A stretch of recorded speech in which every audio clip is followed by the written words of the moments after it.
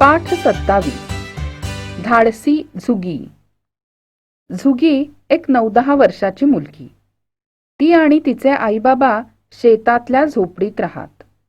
आईबाबा शेतामध्ये काम करत. संध्याकाळ झाली. झुगी अभ्यास करत बसली होती. झोपडी बाहेर कोकरू बांधलं होतं. झोपडीत येऊन आईनी चुलीवर भात शिजायला ठेवला आणि झुगीला भाताकडे लक्ष ठेवायला सांगितलं आणि आई विहिरीवर पाणी आणायला गेली.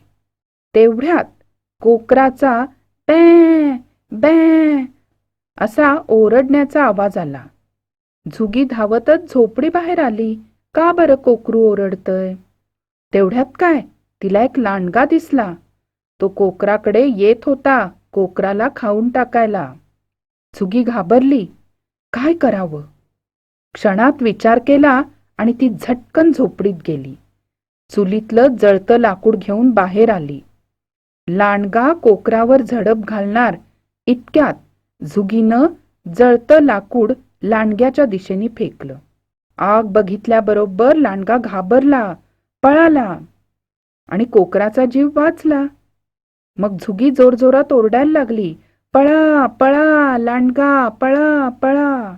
मग काय, तिच्या आवाजाने शेतात काम करणारे बाबा धावत आले. आईही आली. झुगीनी त्यांना घडलेली गोष्ट सांगितली. आईनी तिला जवळ घेतलं. बाबांनी तिच्या डोक्यावरून हात फिरवला. झुगीच्या धाडसाची बातमी गावात पसरली. गावच्या सरपंचांनी तिला शाबासकी दिली. शाळेतील शिक्षकांनी, मुख्याध्यापकांनी तिच्या धाडसाचं कौतुक केलं. मुलांनो, झुगीच्या धाडसामुळे तिनं एका छोट्या कोकराचा जीव वाचवला.